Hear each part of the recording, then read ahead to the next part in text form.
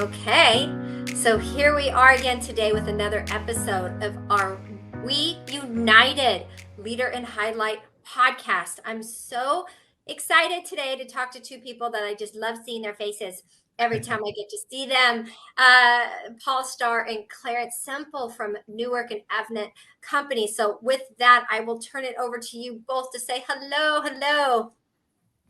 Hello, everyone. Happy to be here, Clancy. You happy to be here? I'm excited. I'm excited to be here. Absolutely. Good to talk to you today, Jackie. Yes, how great to see your smiling faces. So anyway, I have a lot to talk to you both about today. But before we begin, I always ask people, because we all wound up in this industry somehow, some way, and it's amazing how filled we are in this industry with amazing people. So how did each of you get here in our industry? Sure. So I'm Clarence Semple. I am the Senior Business Development Representative or manager now for the Newark Electronics and Avnet Company. I've been in this industry now for 9 years and always had an interest in technology. At one point in my life, I was even a computer science major before I moved over into business. And now I'm getting a chance to do a little bit of both, right? And so worked up through the ranks of Newark as an individual contributor, sales manager, and now moving over to this business development team. And I work alongside this guy, Paul Starr here, who'll introduce himself as well. Yeah, first of all, I didn't know you were a computer science major. That's pretty cool. Yeah. So hi, everybody. Paul Starr, Newark Electronics as well, too. So my official title is Director of Sales and Customer Engagement. So I've been in this industry. It was actually 8 years this month. So it's my 8-year anniversary. First time in electronics distribution, but have been in distribution in the past and technical sales in the past. And so saw this opportunity to combine those two, distribution and a technical product for a global industry. And it was just too good to pass up. My experience in the past has showed me how deeply embedded electronics are in everything. So when this opportunity opened up, I jumped at the chance and haven't looked back since. Awesome. I love that. I think it's we all wound up here a different way, but thankfully a lot of people did because it's such an amazing community. And really that's what we're here for, talking about community, talking about what we're creating. So there's a lot of us, as we're moving forward, we're actually wanting to create our environments, right? We're actually want to contribute and add to creating something that's better than where we found it, right? And that's part of what we're doing at Women in Electronics, is taking something that's been a long-standing systemic issue, women elevating into more leadership roles, decision-making roles, and really aligning with our male colleagues to try to do this and really make a needle in our day, our time. So we all know systemic issues are really difficult to tackle, but I really, truly believe through Women in Electronics and all the amazing people that are in this industry, we have this opportunity to actually impact the data.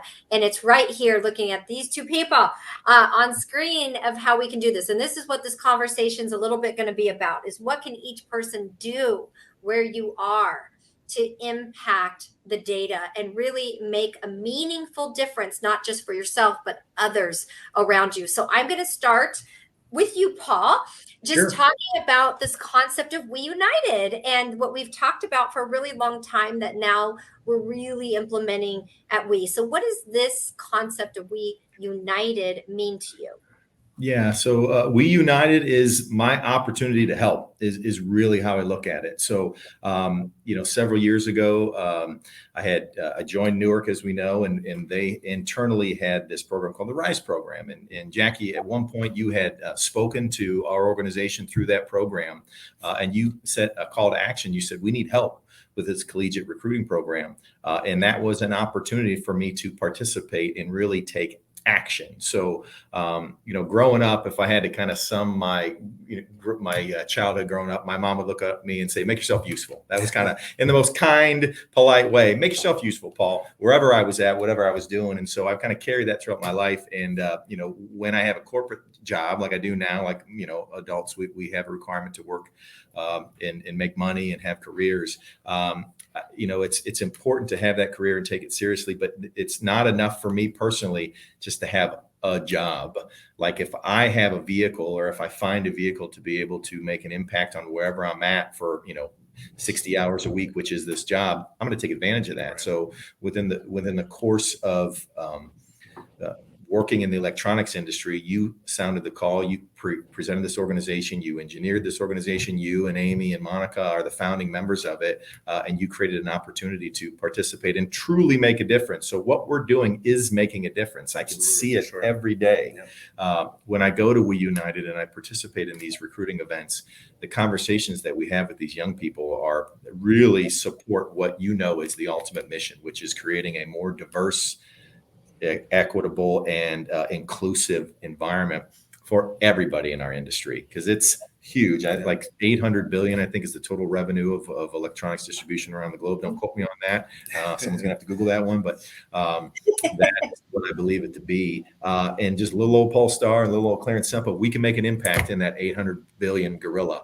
And so if I give an opportunity to do that, I'm going to do it. So We United really gives me the chance to, with my hands and feet, go places and talk to people who feel like they are not listened to and don't have a chance to say, we have an organization that is part of an industry that will shepherd you through your career. It'll help you understand it. It'll help you navigate it. It'll help you overcome obstacles. It'll help you evolve and become just a better asset to wherever you're at. So that's what we if I can add to that as well. A lot of what I see with We United is about representation as a whole. And, sometimes people don't even understand what they can bring to the table unless someone kind of helps shepherd them into that. Yep. Right. And so as a part of this collegiate initiative and just We United in general, showing folks that, there are so many different job opportunities within this industry. There are so many different skills that are needed within this industry. And it's not just subject to what you might think of or see when you see one of the logos from one of our partner companies. Yeah. Right. So a part of that is important as well too, is just making sure folks know that, We United is here to support folks in a representation standpoint. You can make a difference. Person can make a difference. And that's literally what We United has shown me and continues to bring opportunities. I love that, Paul, because let's stop there for a minute. I think that there is an overwhelming sense of, when you look at a systemic issue, it's so big, right? Yeah. There's so much to it. And people feel like, what can I do? How can I have impact? Like my little part isn't going to do anything. But I like what you just said, because it is the power of one. When you came and you answered that call to action, just the amount of people you've touched, and then bringing Clarence, and now we have more people in. I mean, if you look at all those career fairs and just everything we've done over the last couple, 2-3 years, it's really has an impact. And maybe just speak to that real quick, because I do think it's an important message, especially with two men coming in here talking to us at Women in Electronics, now moving forward as We United. What specifically can men do to come in and support what we're doing? Yeah. So one thing that we can do is listen, right? Yeah, there you go.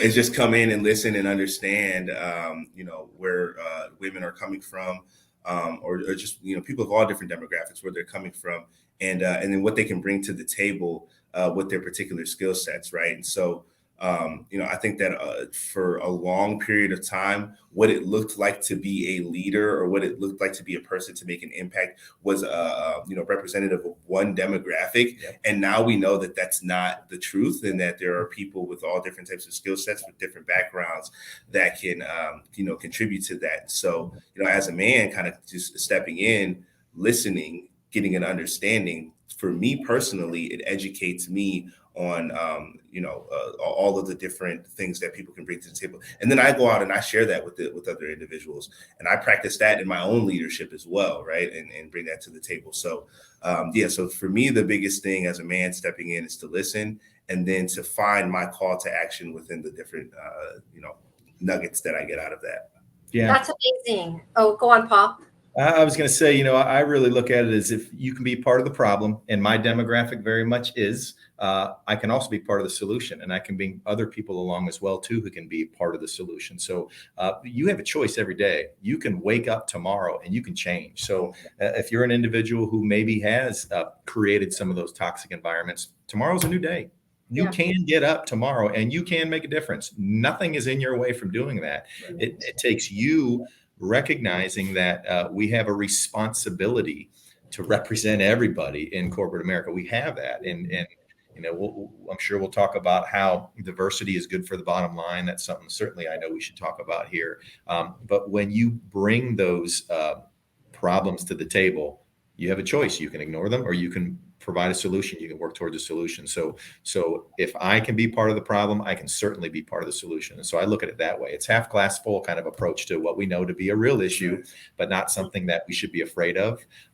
Something that, we should recognize and talk very open and honestly about it. The truth shall set you free. Well, that's there you go. Truth shall set you free. That's what I was trying to say.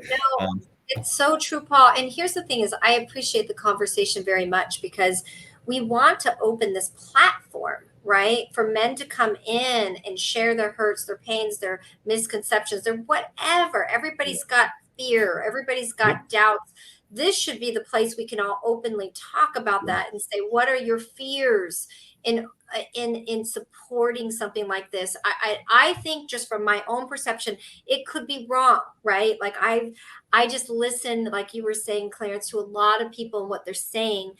It appears to me that many men might think if a woman gets promoted, she took his job.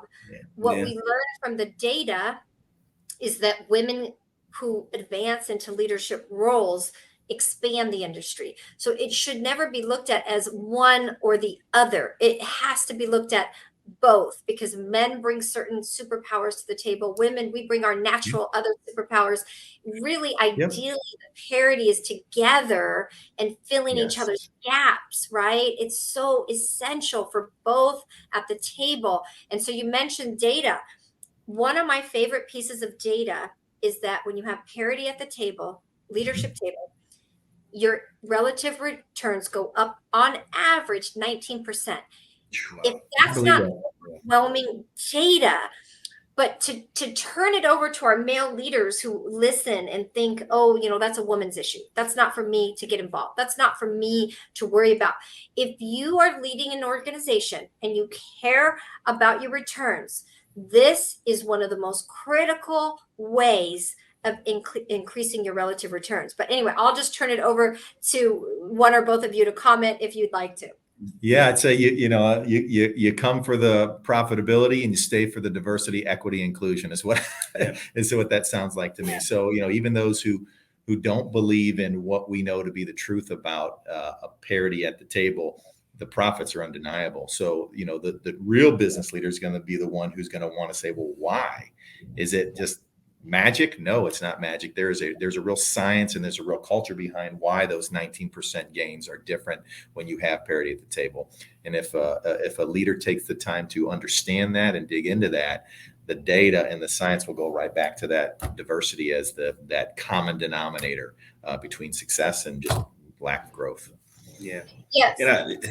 And I tend to believe that you talked about fear that folks might have.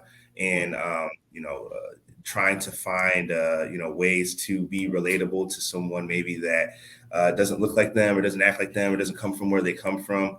But I truly do believe that most humans have a way to be able to be relatable with someone. And until you get past that, just that initial what you see, then you won't know that.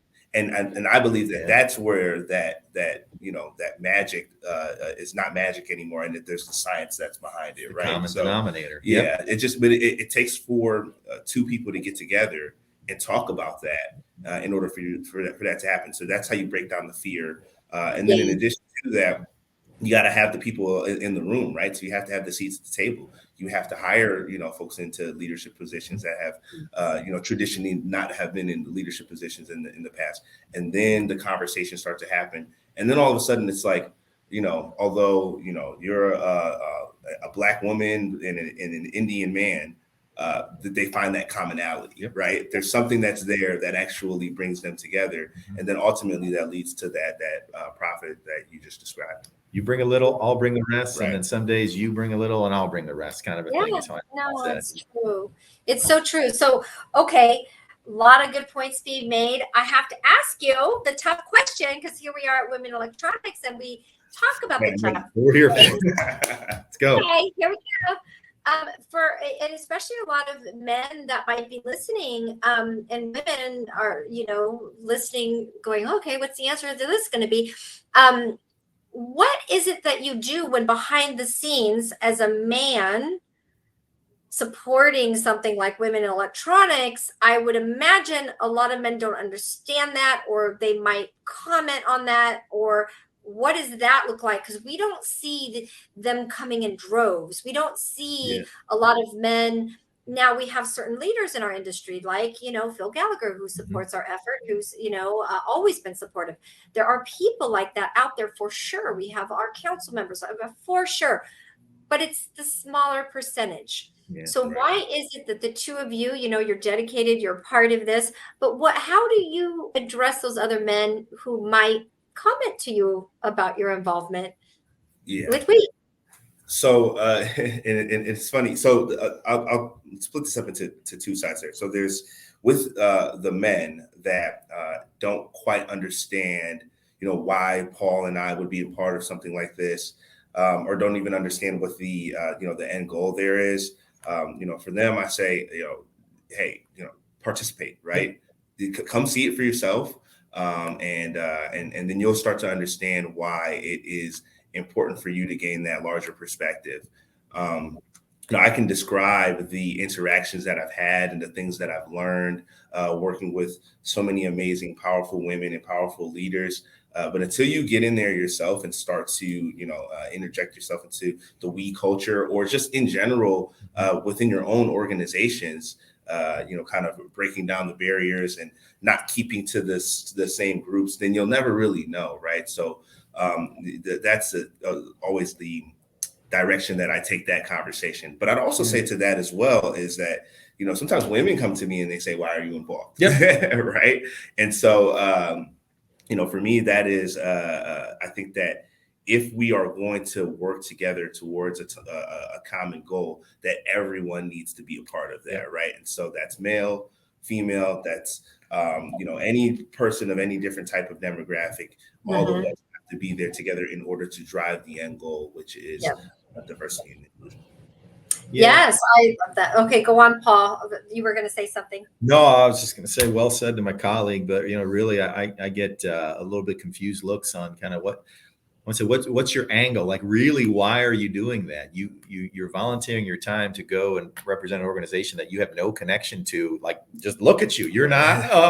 What are you doing here representing Women in Electronics? And the answer is really, I have this overwhelming desire to leave the industry better than I found it, as much as I can.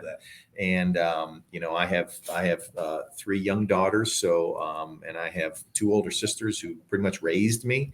And my dad was wonderful, but knowing that they can, we are helping create an environment where they, as adults in the workplace, and then my children as adults who will eventually be in the workplace, their kids now as adults, creating the opportunity to really just make this place better than I found it, no matter what that industry is really what I'd like people to know. When they look at me and say, what's your angle? That's the angle. I'm just trying to leave it better than I found it. That's nothing more to it. And I get to interact with wonderful humans all the way. And frankly, I'm a people person, so I love just learning about people's backgrounds and, where they're from and why they're there. And, it's always interesting me. So this is a great environment to meet more diverse people, because I like that. With that as well, Paul, I'd like to say, a lot of this too is like, I'd like to give a big shout out to just we in general and what you have, because the offering that we provides is such a unique thing. It is in really any industry, right? And so I think that our involvement in a unique project that is for the betterment of the industry as a whole, it's just a fulfilling thing to be a part of anyway. So remarkable. That's the points that you were bringing up about leaving the industry in a better place than when you came into it. There's no better vehicle for that than we, in my personal opinion. Right. Yeah. Agreed. And not just because we're on your podcast. We truly believe that. Yeah, we've had these conversations. Yes, we have. Off camera as well too. So this is great. Yeah, and that's part of our Clarence Design DNA is he's here. He answered the call as well. And there's Ryan Deskar, who will know, and then there's Shauna Stark, who will know as well too, that are going to be a part of the We Collegiate organization moving forward in more involvement. But they answered the call. So there's people like that everywhere, right. And so you show them the beauty and the magic and what you can participate in by participating in the We United program, and the right people will respond to that, and then they'll bring the right people, and then eventually we'll have all the right people coming to the table and talking about all the right things. I love that. And first of all, I'm honored that you said that. That is awesome. Shout out to all the teams of people who have contributed to making this a community, because it takes a village globally to make something like this happen. So, and you said something, the right people. I agree with that. We've never been about numbers with women electronics. We're not about a massive, we would love as big of a base as we could get of the right thinking people, because really not all women support women doing this initiative either. So it's not just the men who sometimes push back, maybe because they don't understand. In my opinion, in my experience, a lot of those men who don't understand, they come in, they get involved, and something lights under them, and they become the biggest ally ever. You just got to give them the patience and the grace to go through their process. And once they are, they're fully on board. We actually, as some of our biggest obstacles sometimes are other women who don't understand, or because we're in a male dominated industry, they really have to align so much with the men that they don't want to align, and be seen as a woman. So those days of leadership are over. That's the message too, for having these thought leadership conversations. There was maybe a time when that kind of got you where you had to go, or survival, right? But so now describe it, Jackie. Not the way. And so all of those people who say that, they're still out there at large. Please reconsider. And like you said, Paul, it's just every day's a new day. Just come in today. It's okay. We don't care about yesterday. Just come in today. Today's a new day. And think about how powerful that story would be. The person who was anti-women electronics and anti-We United had to, come into terms with how, just terrible that view is. And then they say, you know what, I do want to be a part of the solution. I mean, just how powerful that story would be to have the person who was, I don't understand it, I don't get it, and I'm working against it, to something clicked, and I was exposed to that right person, and I heard that right message, and that one thing that resonated with me, that, part of my being that makes me not want to be a part of this was washed away by that conversation or that thought or that revelation. And now I want to be a part of it. And how powerful would that be? I used to be one way, and now I'm different, because, I'm part of the Women in Electronics organization, and I'm clearing the path for all the obstacles I set up in my past because I didn't know better. So when you know better, you do better.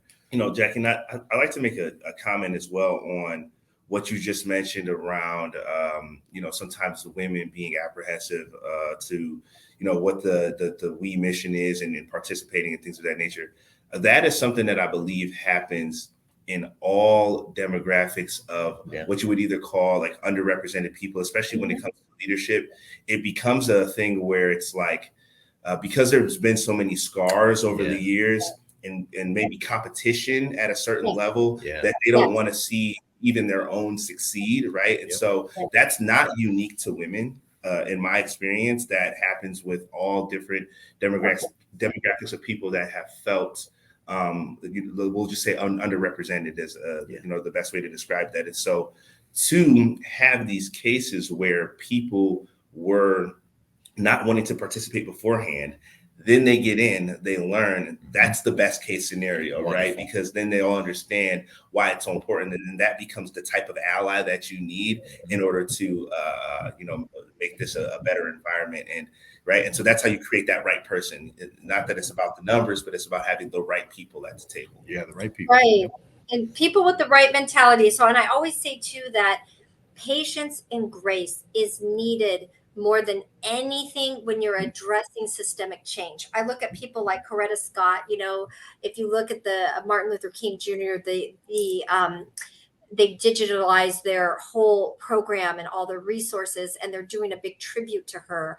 And I feel like, could you imagine any more patience and grace than that family, everything they've accomplished? And really the goal, sometimes when you go in life, whether it's wherever leadership position you sit, whatever you're trying to accomplish in your world, there's discouragement everywhere. But I always look to those people and I think, wow, if they could have the patience and grace, they could keep moving forward in a unity fashion, bringing people together, never disparaging anybody, always giving that opportunity for people to come around and take them where, we'll take you anytime. Like, that's the thing. Anywhere, anytime, we'll take you. We'll take you. Just come whenever you're ready. So, but I love looking for those inspirations. But I have two more questions for you. One, okay, Clarence, so we're talking about you are a person of color in our industry. So I've said this to you before. I believe, again, in my experience, this is not a fact-based comment, but in my experience, a lot of people of color can relate more to some systemic barriers. So then when we talk about women in electronics, it's not as hard to hop in, or it's not as hard to understand, because there is an element of that you have experienced. You are a male in a male dominated industry, but you are a man of color. So maybe I'll just turn it over to you to speak. Yeah. You said it there beautifully, Jackie. It's, the advancement of, my particular demographic, Black men, is super important to me, right? But to be a part of that means to be a part of the advancement of really anyone, right? And getting to know people for who they are, so that they're, allowed to be, or positioned to be in the best places they can be within this industry as a whole, or any industry at large. So with that, when I get asked to participate in something like this, it's a no-brainer for me, right? It's me contributing to advancing people who maybe not hadn't had that opportunity in the past, and that can be viewed in so many different ways. And I'd also say with that as well too, that me as a Black man participating with we also allows for me to be able to turn to the Black women that I know have similar skill sets to me, or maybe even better skill sets in other areas, and say, hey, if the reason why you didn't want to be a part of this in the past, or you didn't want to grow, was because you didn't quite know where your place was, will allow for me to be that person to help, usher you into that. Right. So it's just, I guess, me being an additional door, right, for folks to understand what we has to offer. I love that, and I actually have heard from many women of color saying, primarily we as a certain demographic, and we face that systemic issue in our industry as well. So as many people who can be that door, come on in, come have the conversations, let's do this together, the better. So we would encourage everyone to participate. But I also, Clarence, you were at our summit. So this is like, my final question, but we'll have a lot to talk about with this. So we talk about women and men coming together. Our We United events are where we're doing development. We're having thought leadership conversations. We're really encouraging the men to come to the table. So we always have men guests on our final day of our summit. We address women in leadership topics that are very unique to women in leadership on the first day, and we always honor that. And then we bring in the men the second day. What was your experience of this, Clarence? Yeah. Did you feel like you were included, or did it feel weird to come in as a man into this room of all women? I'm so curious. I don't think I can ask you. Yeah, no, certainly. It was so I fancy myself a person who is a people person, and have taken on leadership opportunities a ton throughout my life. And I stepped into that room and stepped into that space very, very nervous and very out of place. And I did not expect it. It like kind of all hit me at once, where I was just like, I had never been in a space where there were so many intelligent, powerful women that are women that I look up to in so many different ways, right? So I have had interactions with these individuals, maybe in a vacuum in certain spaces, but not all at once like that. So that was something that, within the first 5 minutes of me being there, I realized, wow, there's a lot of work to be done for us to have this be like more of a staple, because I've never been in a room that was 100% dominated by women the way that was. And, so it took me a bit of time to adjust to that. But what I recognized in, a short period of time is that that was the space that I needed to be in order to learn and to grow. And so since then, I've kept in contact with these individuals that I've worked with, and at the We Summit, and continued to learn more. And that was my entryway towards that. It was a special space for me to be in. And you felt that way, but no one treated you that way. You were welcomed. Yeah. Oh, yeah. You were absolutely. invited. And so that's the comfort zone that we talk about, getting out of your comfort zone. We have to find that environment where we feel a certain way, but goodness gracious, if we find those allies in the room with us, we can go to them and we can be welcomed by them. And that's where, to the macro level, like, I don't want to go into the electronics industry because it's all stuffy old white guys. And that's not true. You may feel that way, but when you come in through We United Women Electronics, you're going to find that you will not be treated by this group. And there are pockets that we have to work on, but there is this massive foundation of these really powerful, really smart, really passionate, really honest and open people who want to make a difference. So it may feel a lot like going into that room or going into that industry, but ultimately there's this foundation of people. I'll give you the timeline on it. It took about a half an hour, right? So I was in there, and I'm kind of feeling it out, and I'm talking to folks, and I went to my comfort zone. I spoke with people that I've known or I've seen in the past in the industry, right? And then after that, you start listening to the speakers, and you start understanding the overall mission and what you all were there to accomplish with one another. And then we're all just in it together. Right. Yep. And so it took about 30 minutes. It's that common ground you talked about earlier. Right. It's like, oh, we're all here to advance. Oh, this is great. Exactly. I don't have to feel so that's a good point to make too, because you said you were nervous and out of place. I would say that it's interesting because the women going to all these events and participating in our industry, that's how they feel every day, right? That's like there's not that break of now I go back and I'm with kind of the mainstream, right? I'm in my zone. So I think it's just important for male leaders to understand too, that women are the ones who go into those situations at large and overcome it over and over and over throughout years of their career. So this is just one little opportunity to experience that in just a short little window of time, and you go back to real life. But the women don't get that opportunity, right? So they're just always in that zone. And it takes, I think, when I look back on my career, it takes a lot of emotional effort and mental effort. I would go back to my hotel some nights like, I'm so tired. And part of that is just trying to relate to people that are very different from you, that have a lot of different likes than you and dislikes and look different, and everything's just different, and you're really trying to find that commonality. So it really does take some effort, right? So which is why it's important, again, the allies that you have, and we have to be up front, we have to be vocal. We are here. It's an industry movement there's allies everywhere, so you don't have to walk in those rooms and feel alone. Like, oh, there's a person from I'm gonna go talk to them, and then you expand that circle. And then my final question, see, these interviews go way too fast, because can you believe how fast they go? My final question is, okay, so I wanted to ask you we're talking about we so much, but you both have been involved in our collegiate effort. So you are both have that passion for our next generation, not only for the equity, inclusion, all the things we're about, but impacting that next generation, right? Like both of you have had a passion for that. Clarence, now you are turning over the baton to some new people coming in and giving others the opportunity as you're advancing into other things. Paul, you're staying involved in mentoring them through this whole process.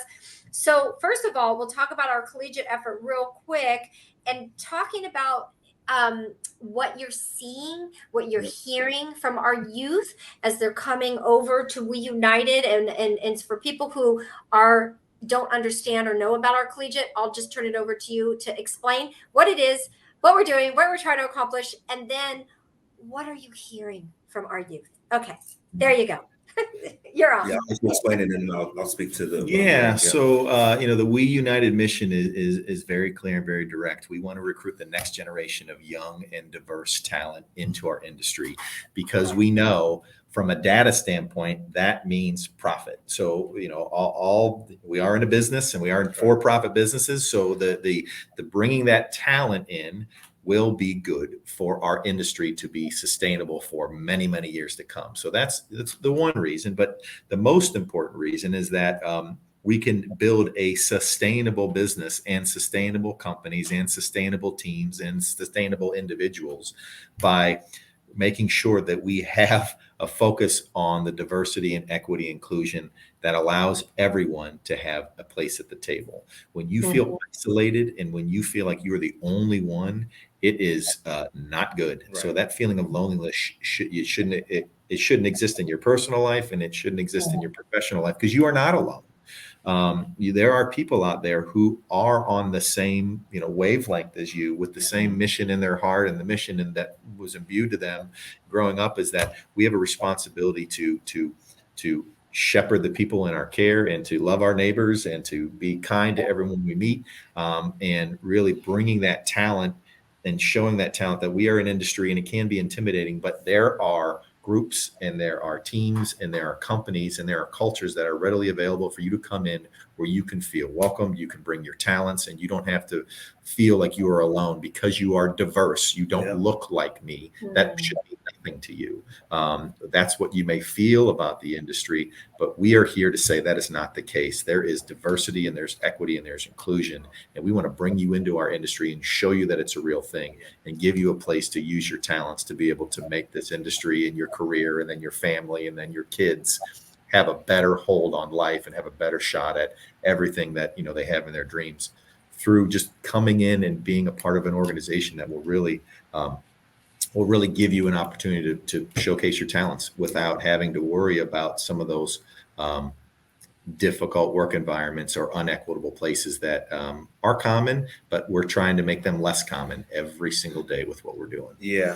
And to that, Paul, as well, right? You're talking about bringing folks in and showing them that it's a real thing. I think that there's a lot of organizations, or there's a fear that there's a lot of organizations that are having diversity and inclusion is just as a checkbox, right? Whereas when you get involved with these collegiate initiatives, or you get involved with We, or the mentorship program, then that's where you're seeing it's a real thing that people are actually pushing for, both for the for-profit reasons, but also to make the work environment the best that it can be. And then also ultimately because, those organizations that really truly embrace diversity and inclusion, that those are the organizations that are going to continue to grow and continue to build. Right. And so, that's one of the important reasons for us to be a part of the Collegiate Initiative and bringing in the new young talent. And, as far as them, what we're seeing and what they're saying to us, by and large, the folks that we are interacting with are of the Gen Z demographic. And I think that people have a certain perception of what a Gen Z person is. And so, all that we've ever heard from them is that they're not good things. It's all negative. Right? Yeah, right. There's very little endearing qualities. Yeah, but it's not the truth. And I think that, I think just generationally that always happens, right? One generation always looks at the next and says, this is what they don't do. Or this is what they don't bring to the table. They're lazy, and they're not disciplined, and they don't care about our norms. Well, you want us to wear suit and ties and get to work? No, that's terrible. That doesn't add value. And so with that, it's these young people are sharp. They're creative. They have a lot to offer and a lot to bring to the table. They are the folks that are going to create that next level of innovation and such. But they want guidance, and they're looking for acceptance as well too. Oh, just because I'm Gen Z, you shouldn't reject me just because I was born. I didn't have any control over when I was born. Why are you rejecting me? That's not fair. So they want acceptance. I can't control that born this way. What do you want me to do about it? Yeah. Accept me for who I am, and you'll see that I am filled with talents. And those are the people who run into, these talented, diverse people who have a perspective on life that you don't have. And frankly, you might never be able to have that perspective. And they're coming to the table with that perspective that I'll never have, that I can just ask them about it. Well, what do you think about that? And they can tell me, and then my perspective just gets a little bit wider. Every time I ask a question and every time we interact with these people, Clarence and I are learning something. And really that's the recipe for continued success and growth and happiness. It's just learning. Just be a little bit smarter yesterday about life and about people and about the human race in general, and you'll be better off. And okay, so we'll end on this. So we found our Sage, right, through the collegiate effort. So Sage came to Clarence, you were on the panel at the We Summit. And Sage was on the panel. You found her through the collegiate effort. You came to our We Summit. We had Sage on the panel too, so we could listen to one of our youth. We had an administrator from UCI who runs their career center.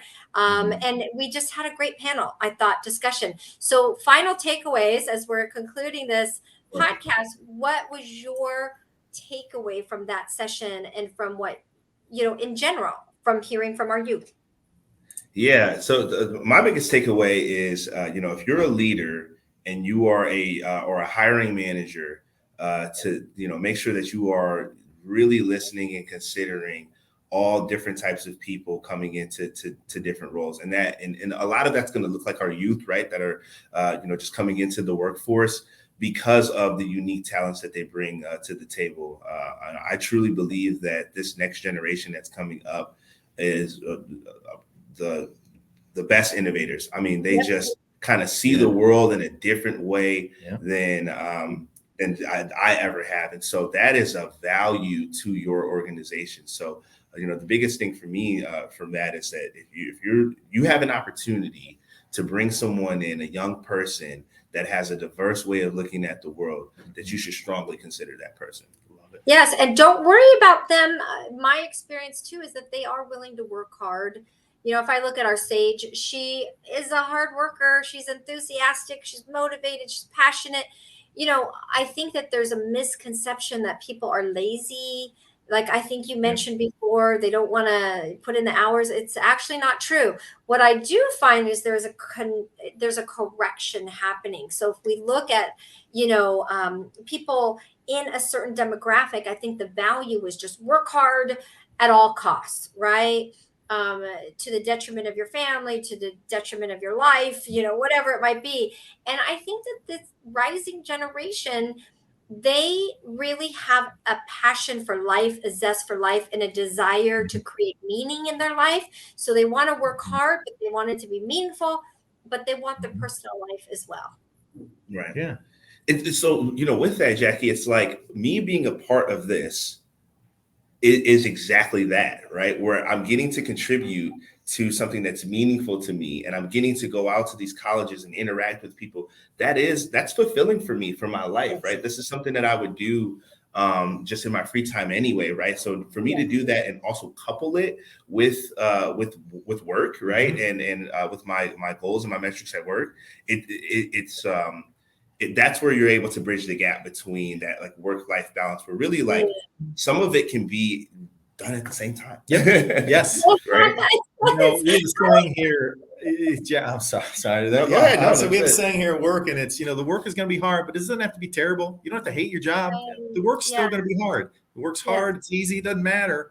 We can create an environment where you can enjoy your job and you can interact with humans and really have an oasis of acceptance and kindness and dignity and accountability, and have that. You can have it all. You really can. We've proven it. So. Well, you two are awesome. Thank you for being here. Thank you for taking the time, and appreciate you very much. Everything you've added, all the flavor. With Women Electronics, we're looking for diversity too. We're highly female dominated, obviously. So appreciate you coming in, bringing your own perspectives to the table, having the courage to come in and do that. And it's just always a pleasure to see you both. Likewise. Thank you, Jackie. Okay. And shout out to Avnet, Newark, and related companies for all the support, for being a gold sponsor, for being a founding sponsor. And really, when I see you all out there at these events, I am very appreciative of your organizations. Clarence, you mentioned it before. It's about you person, but also the organization behind you. So I just really appreciate your organization for all the support and just you as leaders. So have a great day. Thank you for being here, and we'll catch you next time. All righty. Cheers, everybody. Good job. All right.